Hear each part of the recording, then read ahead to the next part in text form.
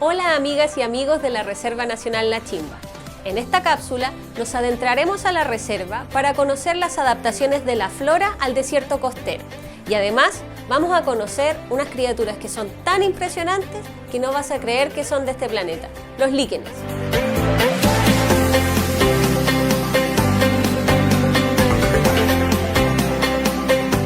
El particular ecosistema de la Reserva Nacional La Chimba es sumamente especial y delicado.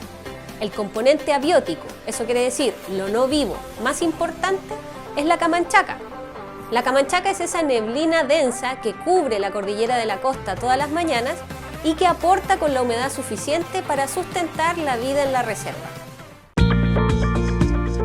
El componente biótico del ecosistema, es decir, todo lo que está vivo, se sustenta gracias a los organismos autótrofos. Eso quiere decir que son capaces de hacer fotosíntesis. En este proceso, una planta, por ejemplo, utilizará la luz del sol para romper una molécula de agua y fijar moléculas de carbono desde el CO2 del aire, lo que le permite crecer. Este proceso es el proceso por el cual se produce el oxígeno para que todos podamos respirar en este planeta. Las plantas de la Reserva Nacional La Chimba son verdaderas supervivientes.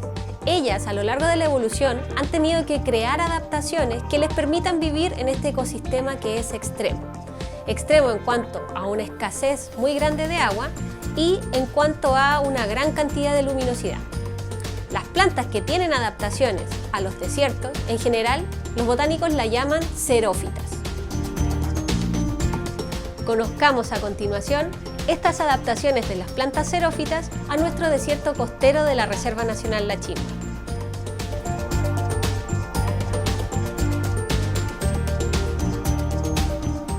Podemos ver cómo estas adaptaciones están hechas para absorber la mayor cantidad de luz tratando de perder la menor cantidad de agua.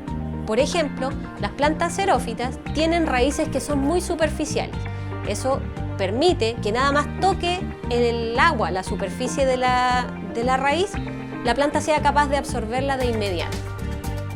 Por otra parte, las hojas son como pequeñas antenas. Mientras más superficie tenga la antena, más luz puede captar. Pero para minimizar la cantidad de agua que se pierde por transpiración, las hojas están dispuestas una al lado de la otra. Hojas pequeñas dispuestas una al lado de la otra. Esto hace que se maximice el área de superficie para absorber luz y se minimice la transpiración de la hoja. Pero la luz no es un problema en el desierto, pero la escasez de agua sí que lo es.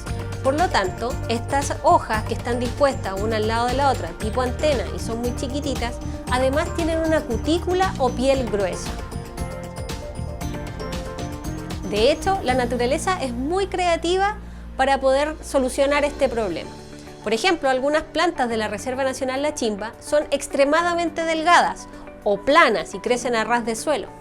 O incluso, algunas parece que estuvieran secas o muertas o incluso que están hechas de cartón o de papel o algo similar. Otro mecanismo que también existe en la flora y que es diametralmente opuesto al que vimos recién, es el que utilizan las suculentas. Estas plantas son robustas y gruesas y mantienen dentro importantes volúmenes de agua que le ayudan a sobrevivir a las condiciones desérticas. La superficie de esta planta, la cutícula, está también impregnada de una sustancia que se llama cutina, un tipo de cera que permite que se mantenga la estructura de la hoja sin recurrir a la presión del agua para hacerlo. Algunas de estas plantas parecen deditos, otras parecen garras. Algunas de ellas tienen una superficie que es como aterciopelada. Estos pelitos, micropelitos, van a captar una gran cantidad de gotas de camanchaca, las van a condensar y las van a conducir hacia la base donde se encuentra la raíz. Ahora bien, lo que hacen los cactus para conservar agua es realmente impresionante. Ellos, para evitar la transpiración, ya de partida no tienen hojas. Han eliminado la cantidad de hojas que podrían tener. Solamente hacen fotosíntesis a través del tallo. Otras adaptaciones al desierto, por ejemplo, son las espinas, en cuya base hay un montón de pelitos que captan humedad desde la camanchaca y la piel, que es muy lisa, la conduce hacia la base del cactus donde se encuentra la raíz. Estas espinas, además de evitar que sea el cactus consumido por algún depredador, evita el flujo de aire alrededor del cactus, lo que también evita que se evapore el agua que pueda llegar a captar.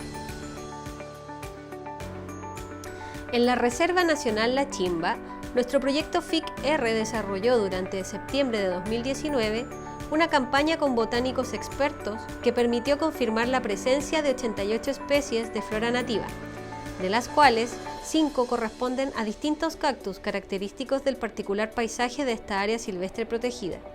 Lamentablemente, algunas de estas especies enfrentan amenazas ambientales que las tienen hoy en día en riesgo de extinción. Si observas con detención, estas son las especies de cactus que podrás encontrar en tus visitas a la Reserva Nacional La Chimba, 4 de ellas encontrándose amenazadas. Copao, vulnerable. Sandillón, vulnerable. Quisquito, en peligro. Quisco, vulnerable. Perrito o jala, en preocupación menor. Sin duda, las flores que acompañan a estos cactus están llenas de poesía.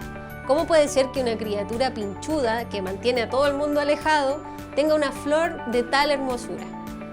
Bueno, las flores de la Reserva Nacional de La Chimba son las verdaderas reinas del desierto. Esta estructura en realidad es una potente señal para que los pequeños polinizadores se acerquen a consumir su néctar. De hecho, si nosotros vemos una flor como esta, el insecto vería algo así. Una flor morada, por ejemplo, el insecto la vería así. El color y forma de cada una de ellas les indica a los pequeños polinizadores el menú que les espera. Las flores entregan el néctar y a cambio los polinizadores transportan este delicado polen a otras flores para continuar con el ciclo de vida de las plantas. Esta es una relación muy estrecha que ocurre entre polinizadores y flores. Se llama mutualismo. Es una relación tan estrecha que sin polinizadores no hay flores y sin flores no hay polinizadores. Esta relación se llama mutualismo.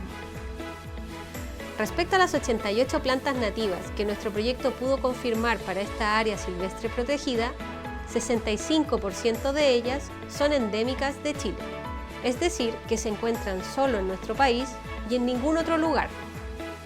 En esta área, en donde la mayoría de las personas no saben de que existe esta vegetación, no es tan conocido, es bastante exuberante en términos de vegetación para el área. Entonces es un área particularmente interesante porque forma una especie de puente entre los oasis de niebla que vienen desde el sur, que llegan desde Taltal, Paposo, Miguel Díaz. Entonces, eso es una de las cosas quizás más notables.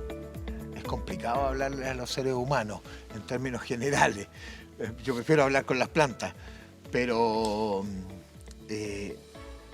ojalá que entiendan la relevancia que tiene el sector en términos de que nos encontramos en uno de los desiertos más áridos del planeta y la diversidad y riqueza que tiene esta flora debe cuidarse con mucho mayor pulcritud, que más bien a un turismo de propósito especial, en donde la gente que venga quiera tener una experiencia con la naturaleza y que en la medida de lo posible trate de no dejar huellas, de que él pasó por ahí, de que uno pueda seguir sintiendo esta sensación de naturaleza casi indómita o dicho de otra manera, una naturaleza que está tratando de responder a lo indómito que es el ambiente en estos lugares.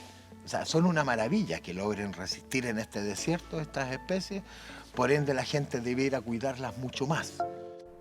Además de los 4 cactus en riesgo de extinción que ya conociste, lamentablemente existen otras 2 especies que también se encuentran amenazadas.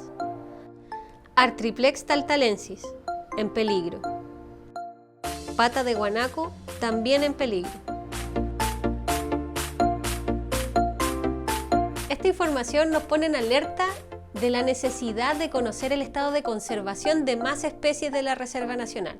Pero independiente del estado de conservación, lo más importante es permitirnos cuidar el hábitat, conservar el hábitat y protegerlo. Ahora bien, si hablamos de ambientes extremos y de criaturas extremas, no podemos dejar de mencionar ciertas criaturas de la Reserva Nacional La Chimba que pareciera que son de otro planeta, los líquenes. Los líquenes son organismos súper resistentes que son capaces de colonizar diversos tipos de ambiente. En realidad no son un solo organismo, sino que son a lo menos 2. Se forman por la estrecha relación entre al menos una especie fotosintética, que pueden ser distintos tipos de algas, incluidas bacterias fotosintetizadores o cianobacterias, y al menos una especie de hongo. Bueno, los líquenes son organismos que se denominan como poiquilohídricos. Eso quiere decir que dependen de las condiciones ambientales para obtención de agua, de luz, de temperatura. Ellos no pueden realmente regular mucho a nivel interno. Y dado que en la chimba hay una combinación de factores que favorecen la captura de agua de la neblina, por la altura, la orientación que tienen varios de los cerros, se ha encontrado una gran diversidad de líquenes, particularmente en la zona donde la neblina choca más directamente con el cerro. Y eso guarda relación con las partes que están enfrentadas al mar o que tienen una orientación más hacia el oeste o suroeste al menos. Y también en las zonas altas, donde efectivamente la nube, particularmente en invierno, choca directamente la Camanchaca con el cerro. Y eso lo vuelve un elemento importante del paisaje, ya no solamente el paisaje desértico típico con la belleza propia que tiene, sino que junto con eso tenemos la vegetación y encima de ello, como otro elemento del paisaje, ya se constituyen los líquenes.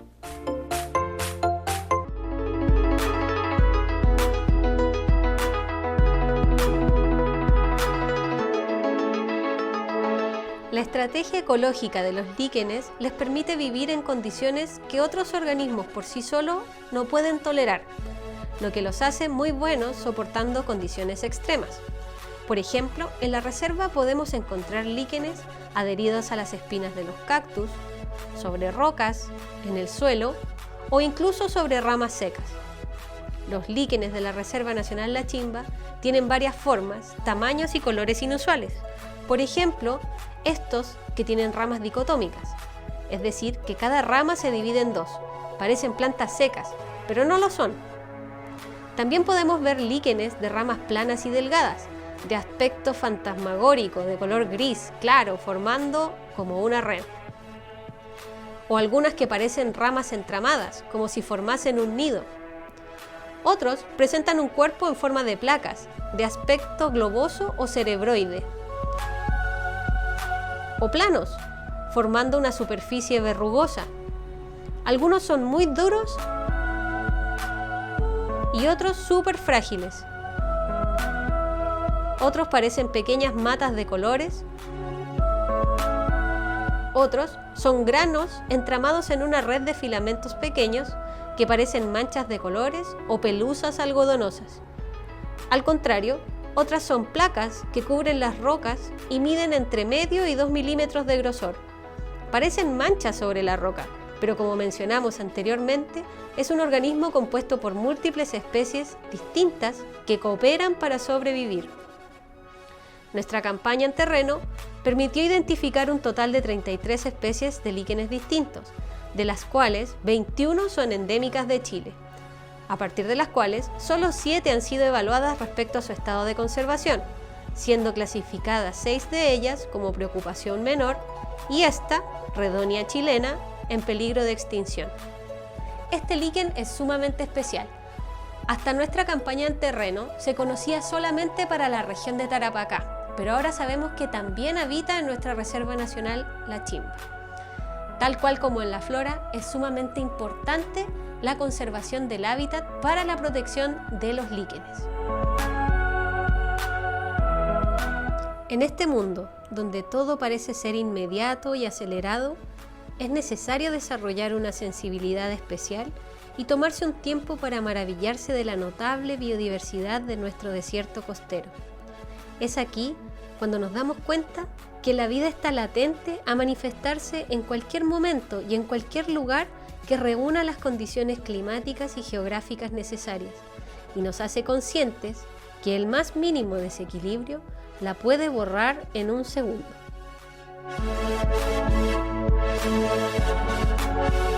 Te invito a tomar conciencia sobre el cuidado de este patrimonio natural que es tuyo y que es mío. Espero que hayas disfrutado de esta información y te invito a que veas las próximas cápsulas educativas de la Reserva Nacional La Chimba.